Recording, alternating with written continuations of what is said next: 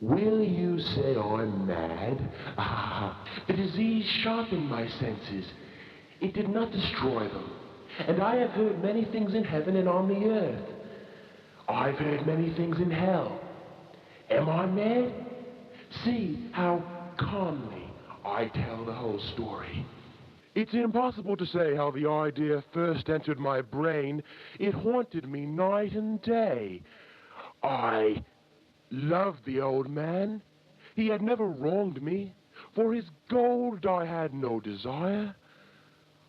I think it was his eye. Yes, one of his eyes resembled that of a vulture.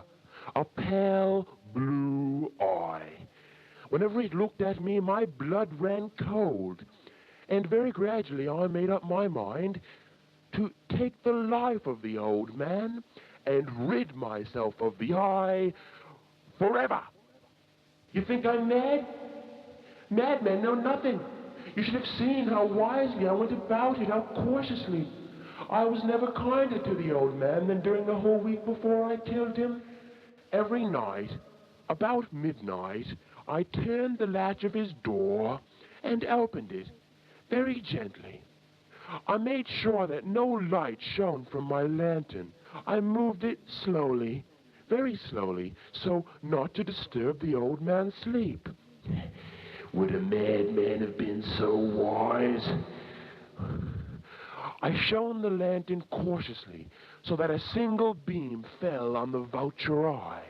I did this for 7 long nights, every night, just at midnight. But you see, I found the eye was always closed, and so it was impossible to do the work. For it was not the old man I hated, but his evil eye. Every morning I went into his chamber to ask how he had passed the night. So you see, he would never suspect that every night at 12 I looked in on him while he slept. On the 8th night, I was more than careful, opening the door. To think that there I was, opening the door, little by little, and he not even dreaming of my secret deeds and thoughts. I chuckled at the idea. Perhaps he heard me. He moved on the bed suddenly as if startled. My thumb slipped on the lantern, and the old man sprang up in bed, crying out, "Who's there?"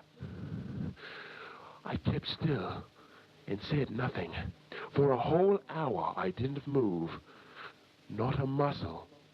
Then I heard a slight groan, and I knew it was the groan of mortal terror. I knew the sound well. I knew what the old man felt, and pitied him. I knew that he had been lying awake ever since the first slight sound. His fears had been growing on him. He had been saying to himself, "Ah, it's nothing but the wind in the chimney. It's only a mouse crossing the floor." But it was death approaching him. When I had waited a very long time without hearing him lie down, I shone the lantern on him, and it fell upon that vulture eye.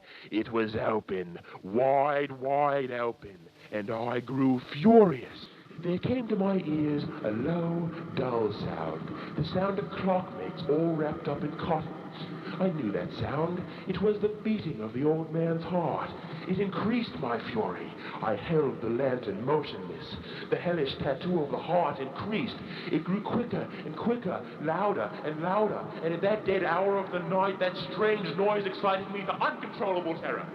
The beating grew louder and louder, and I thought the heart must burst. The old man's hour had come. I leaped into the room.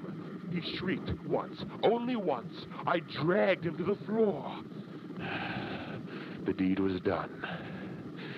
But for many moments the heart beat on with a muffled sound. It stopped. The old man was dead. He was stone dead. His eye would trouble me no more.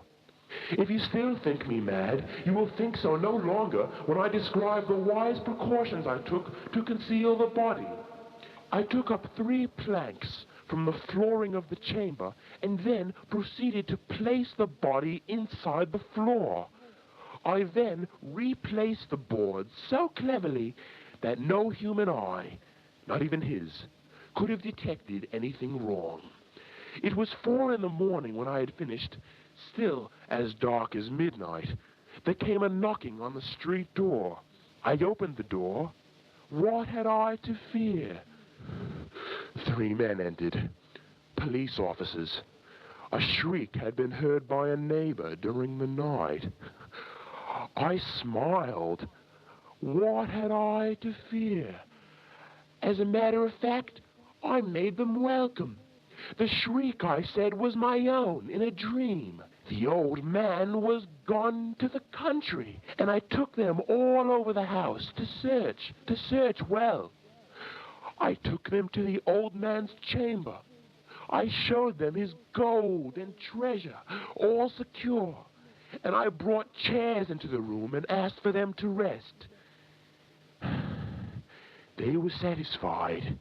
My manner had convinced them.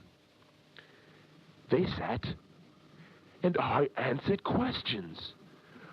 I thought I heard a ringing in my ears, and I wished them gone. The ringing became more distinct. It became very definite, and then I found the noise was not inside my ears.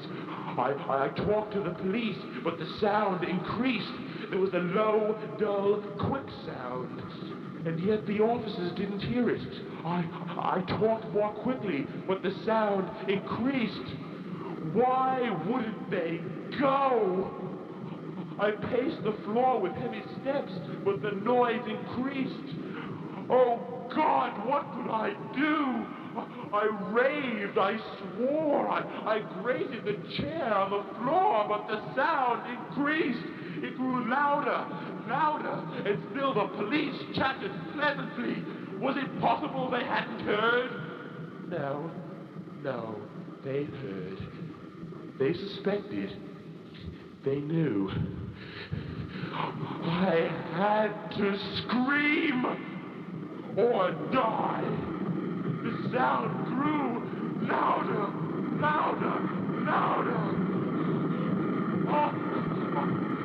I admit the deed. Tear up the planks. Here it is, the beating of his hideous heart.